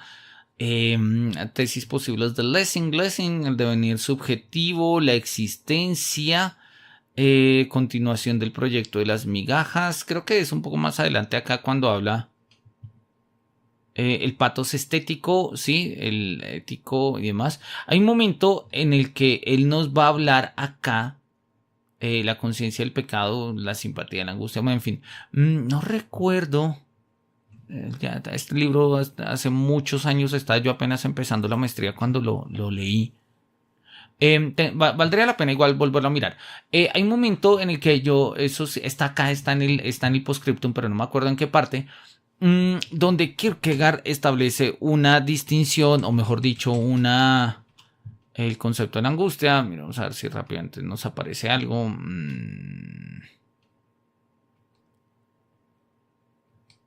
Bueno, hay un momento en el que Kierkegaard nos va o es en el de mi punto de vista como escritor, bueno, no sé, hay un momento en el que Kierkegaard va a mostrar que la angustia es punto de partida y la desesperación es punta de llegada, ¿sí? ¿Eso qué quiere decir? La existencia humana parte de la angustia y llega a la desesperación, eso no hay salida, ¿sí? Entonces, en este sentido, no es que vayamos a resolverlo. La angustia es el vértigo de la libertad, es la conciencia de la posibilidad ante la posibilidad que se abre precisamente pues como un océano infinito de posibilidades y pues genera un vértigo. Dentro de esas posibilidades nosotros elegimos una, la otra y independientemente de lo que elijamos, en algún momento vamos a llegar a estos límites de las elecciones tomadas y a la frustración de no haber podido tomar más. Dicho de una manera, ¿sí? Entonces desesperamos. Entonces, en el fondo, toda elección de vida surge de un momento de angustia y llega a un momento de desesperación. No hay salida, no hay salvación, estamos condenados a la desesperación. No es exactamente eso, para Kierkegaard es más bien como una estructura base sobre la cual pues se muestran y se dinamizan los distintos estadios de la existencia. Valdría la pena leer el Tratado de la Desesperación para revisar un poco estos apartados. Pero bien, miremos, no nos faltan mucho, nos faltan 3 páginas, así que vamos. Dice... Sí, vamos de la 44 y vamos hasta la 148. Bueno, 4 páginas. Bien. Seguimos acá. Dice, es así como Mozart trae a Don Juan a la existencia y a partir de allí, la vida de este se despliega ante nosotros al compás de esos danzarines sones de violín, en los que, ingrávido y fugaz, se apresura a cruzar el abismo. Cuando uno arroja una piedra a ras del agua, puede que durante un momento dé unos pequeños saltos sobre la superficie, pero se precipita instantáneamente hacia el fondo tan pronto como deja de saltar. Así danza Don Juan sobre el abismo, lleno de júbilo en el breve lapso que le queda. Bueno, ahí está, ¿no? Este es Don Juan en medio de la angustia, pero sin caer en la desesperación hasta que cae. Pero sí, que es cuando llega el convidado de piedra, ¿no? Básicamente. Pero si, como se ha observado antes, la obertura puede ser considerada como el arranque hacia la ópera, si en la obertura se desciende a partir de estas regiones elevadas, cabe preguntar cuál es el mejor lugar de la ópera para aterrizar o de qué manera se hace que la ópera comience. Aquí Mozart ha sabido ver que lo más correcto era comenzar con Leporello. Podría parecer que esto no es muy meritorio que digamos, sobre todo cuando casi todas las adaptaciones del Don Juan comienzan con un monólogo de Sganarelle. Pero la diferencia es grande y aquí una vez más uno tiene la ocasión de admirar la maestría de Mozart. Este ha puesto la primera aria del sirviente en directa relación con la obertura. Es algo que ocurre con poca frecuencia. En este caso es completamente natural y arroja una nueva luz sobre la constitución de la obertura. La obertura busca ceder al hallazgo de un terreno firme en la realidad escénica. Al comendador y al DJ y al DJ les hemos oído ya en la obertura y Leporello es la figura más importante después de ellos. Sin embargo, no se puede elevar a Leporello, yo siempre he estado diciendo Leporello, no se puede elevar a Leporello a esa lucha de las regiones superiores del aire, si bien pertenece a ella más que ningún otro. Por eso la pieza comienza con él, de manera que se encuentra en directa relación con la obertura. Por eso es totalmente correcto contar la primera aria de Leporello como parte de la obertura. Esta aria de Leporello corresponde al no poco célebre monólogo del Sganarelle en Molière. Observemos la situación un poco más de cerca. El monólogo de Sganarelle no carece ni mucho menos de comicidad, y si uno lo lee en el ligero y ágil verso del profesor Heiberg, es muy entretenido, mientras que la situación, en cambio, es pobre. Esto lo digo más que nada en referencia a Molière, pues en Heiberg la cosa es diferente, y no lo digo para criticar a Molière, sino para mostrar el mérito de Mozart, ¿sí?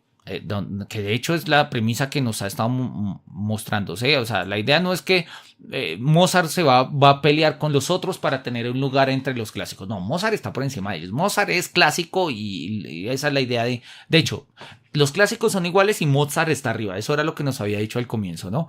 Un monólogo es siempre en mayor o menor medida una interrupción del dramatismo.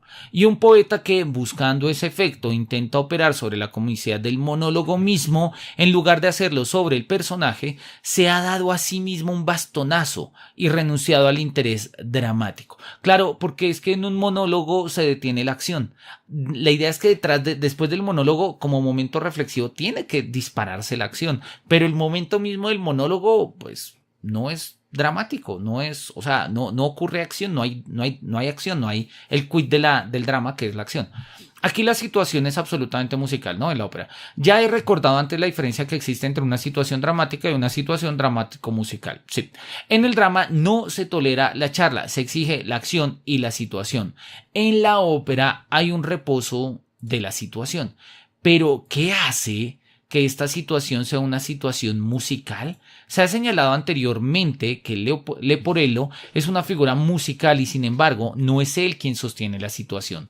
De ser así, su aria guardaría cierta analogía con el monólogo de Sganarelle y por eso se ha mostrado recientemente que ese tipo de semi-situación tiene mejor cabida en la ópera que en el drama. El que hace que la situación sea musical es Don Juan que está dentro. La clave no es Leporello que viene acercándose, sino Don Juan, a quien no se ve, pero se le oye. Pero se le oye, ¿sí? Y vuelve y juega esta premisa de cómo suena Don Juan, ¿sí? ¿Cómo suena? Es un poco la gran reflexión, digamos, en el orden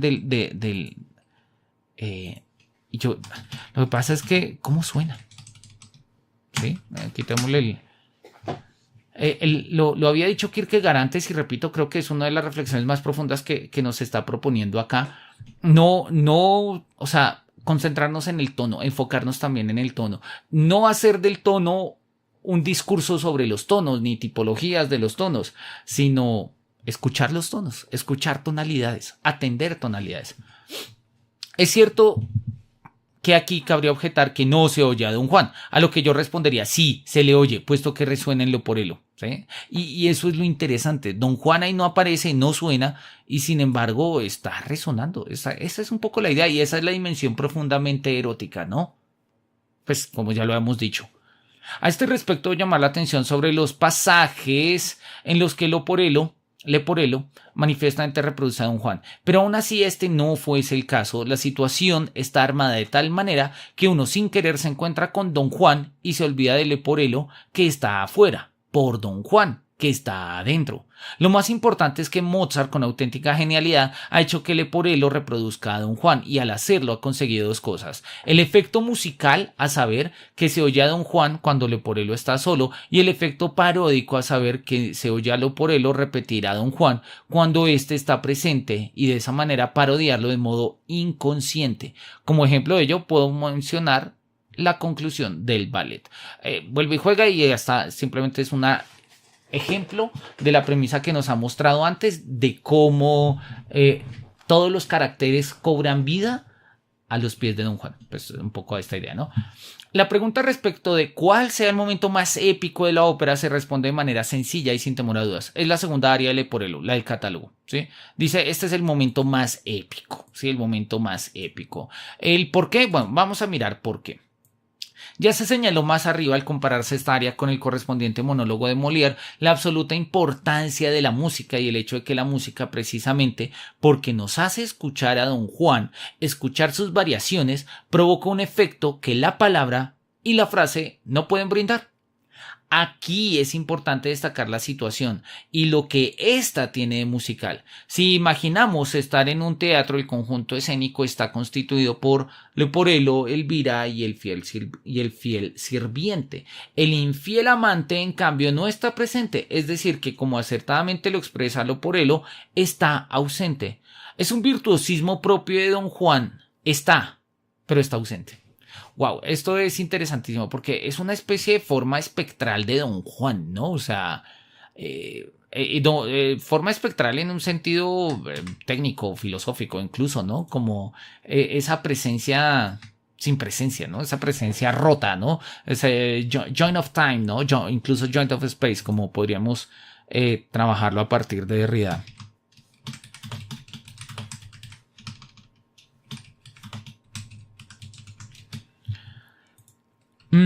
Dado que su ausencia resulta notoria, puede parecer extraño que yo hable de él y de algún modo lo haga entrar en la situación. Si se reflexiona un poco más sobre ello, tal vez se lo vea como algo de lo más natural y como un ejemplo de cuán al pie de la letra debe ser tomado aquello que Don Juan es omnipresente en la ópera, pues el modo más contundente de indicarlo consiste en hacer notar que aquel, aun estando ausente, está presente, ¿no? Esta es la idea.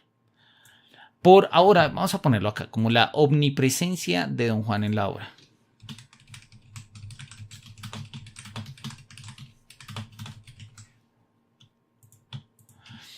Pero por ahora le dejaremos que sea ausente y así veremos más tarde en qué sentido está presente. Consideraremos en cambio los tres personajes que están en escena.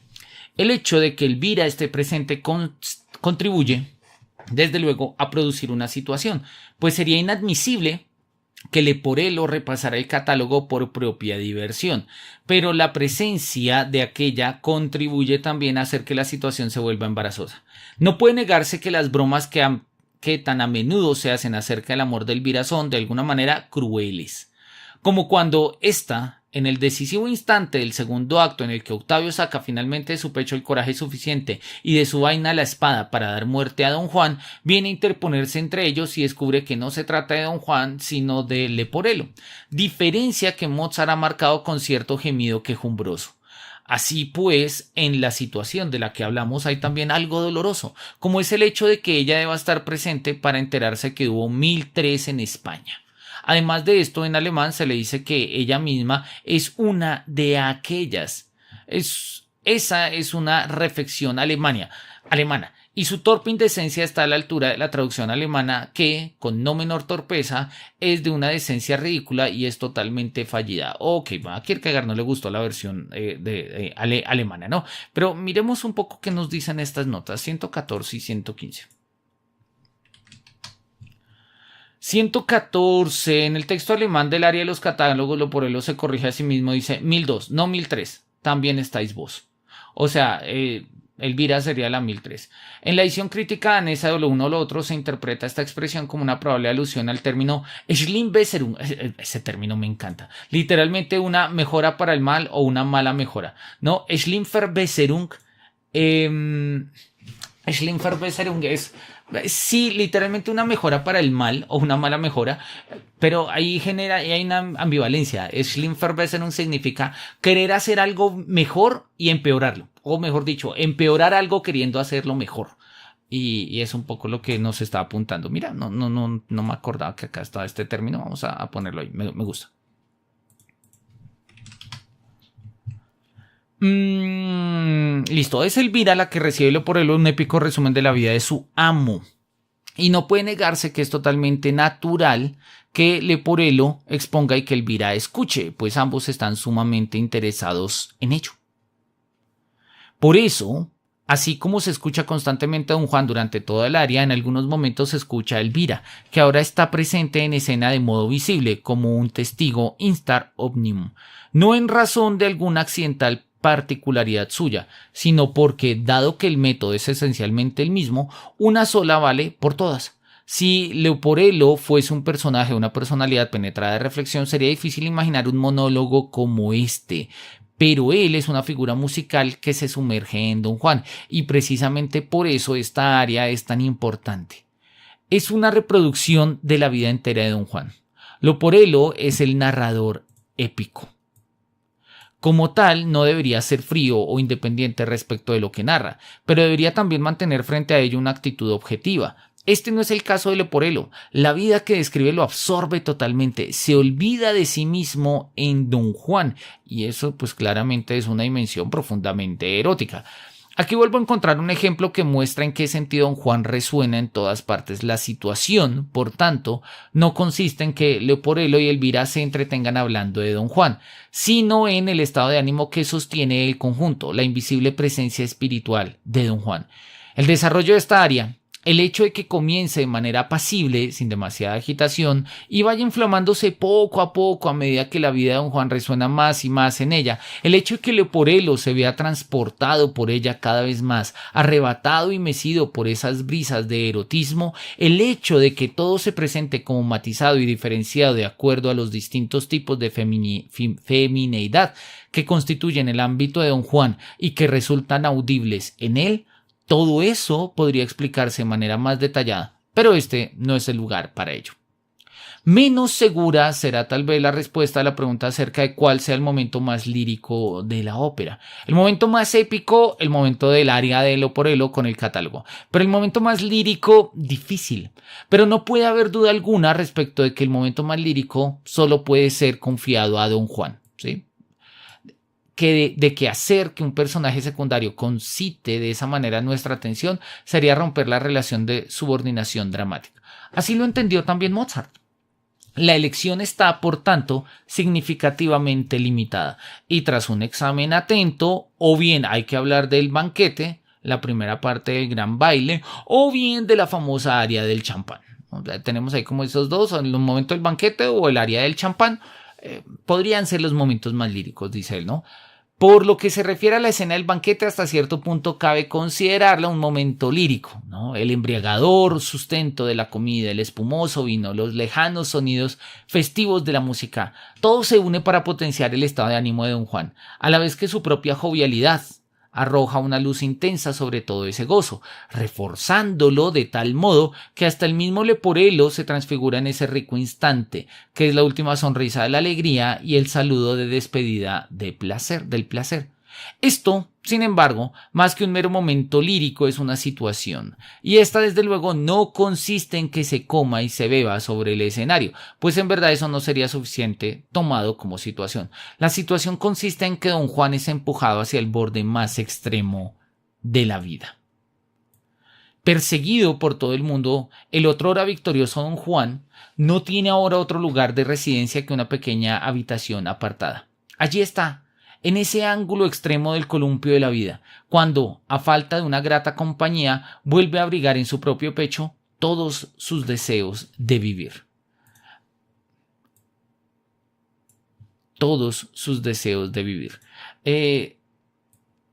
Es una imagen dramática, ¿no? O sea, incluso en este sentido, claro, puede ser lírica, pero acá vemos a Don Juan roto. Don Juan roto. Kierkegaard dice que no desespera, ¿no? Kierkegaard dice que Don Juan no desespera. Se angustia, pero no desespera, ¿sí? La vida de Don Juan no es desesperación. Pero bueno, pero ahí lo vemos básicamente roto, buscando entre sus ganas de vivir. Si Don Juan fuese un drama, la inquietud interna de la situación exigiría que fuese lo más breve posible. Sí, tiene sentido porque a menos que el drama vaya, como se habla con Sófocles, sí, a menos que el drama vaya con una extensión de lo trágico, o sea, donde el drama pueda caer un poco más y radicalizar el drama, pues en la medida en que se extiende, pues pierde su carácter dramático. Eso lo entendemos, ¿no? En la ópera, en cambio, es correcto que la situación se mantenga, que se la glorifique con toda la magnificencia del caso, que sus sonidos sean tanto más violentos en la medida en que el oyente la escucha resonar en el abismo sobre el que flota Don Juan. Con el aria del champán pasa lo mismo. No, bueno, entonces estamos mirando las dos áreas, ¿no? Puede ser o la del banquete, acá, la del banquete o la del champán. Con el aria del champán no pasa lo mismo. En ella, me parece, sería vano buscar una situación dramática. Pero en la misma medida su importancia es mayor en tanto que efusión lírica. Don Juan está cansado por las numerosas intrigas que le salen al paso, pero no está exhausto, su alma tiene aún el poder vital de siempre. No le hace falta una compañía jovial, ni ver y oír el burbujeo del vino, ni buscar fortaleza en él. La vitalidad interior prorrumpe en él con más fuerza y riqueza que nunca. Mozart no ha cesado de concebirlo de manera ideal, como vida, como poder, pero idealmente con respecto a la realidad. En este caso, está como idealmente ebrio de sí mismo, como idealmente ebrio de sí mismo.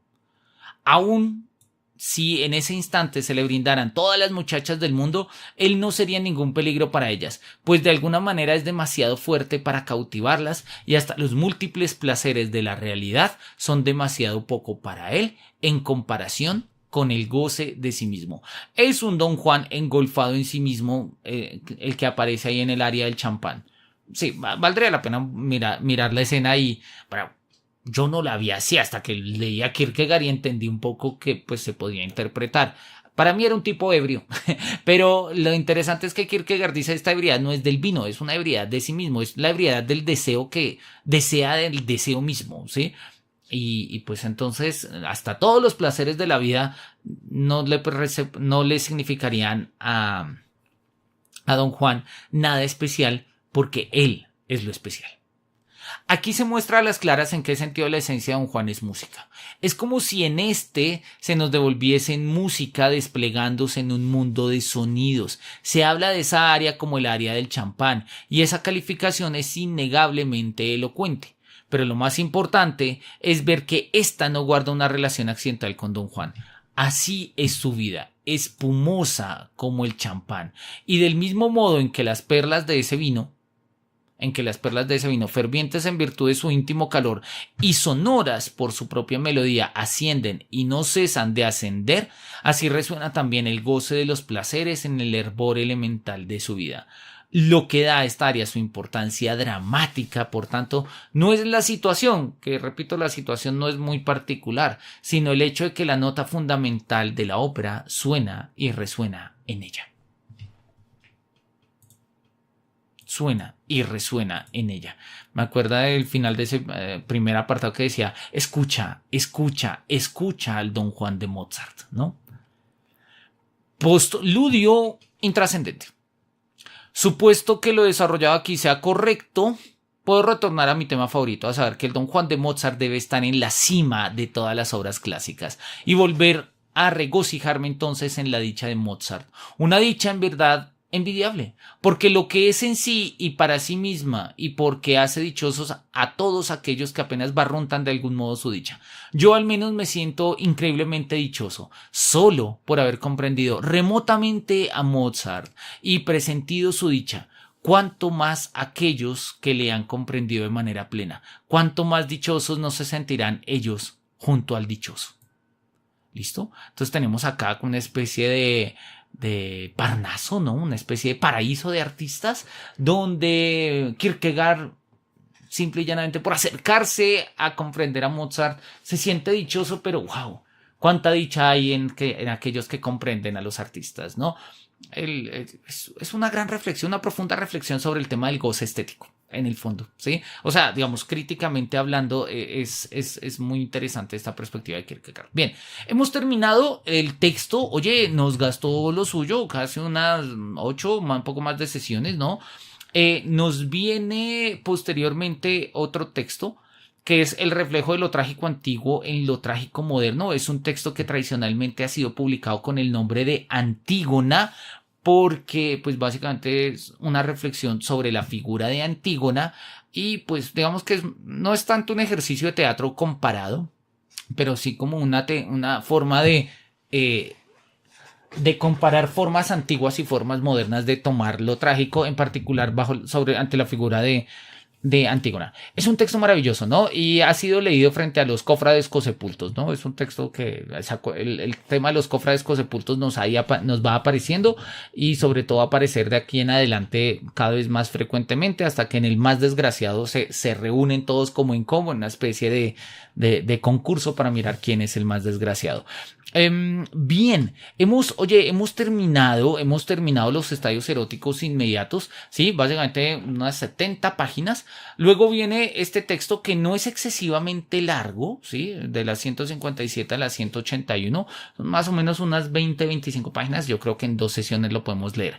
Vamos a terminar por hoy acá y vamos también a hacer una pausa en las sesiones. Hoy es 19 de octubre. Vamos a hacer unas pausas más o menos hasta la segunda semana de noviembre, o sea, unos 3, 4 jueves, porque pues tenemos una serie de compromisos y pues porque me interesaría de todas maneras abrir estos espacios a que más personas se conecten. En las últimas sesiones lamentablemente no hemos podido conectarnos muchos porque yo entiendo que un horario de jueves a mediodía pues rompe completamente los esquemas. Entonces ya para el segundo o tercer sábado de noviembre que estemos terminando las clases en las universidades podemos retomarlo y seguimos los sábados de noviembre, algunos de diciembre y seguimos en enero y bueno, pues seguimos dándonos el tiempo para leer a Kierkegaard, pensar con Kierkegaard, escuchar estas ideas que desde los siglos y desde las tierras danesas todavía retumban para hacernos reflexionar un poco sobre nuestra existencia, nuestras pasiones, nuestras canciones y bueno, sobre todo aquello que se nos mueve cuando pensamos, leemos, amamos y escuchamos. No me resta sino agradecerles por su participación en este club de lectura de Kierkegaard. Como les digo, vamos a seguir trabajando un poco con este texto hasta que lo terminemos. Nos vemos en una próxima ocasión. Les estaré escribiendo por correo electrónico pues toda esta información también. Que los cielos nos miren con su beneplácito y hasta pronto.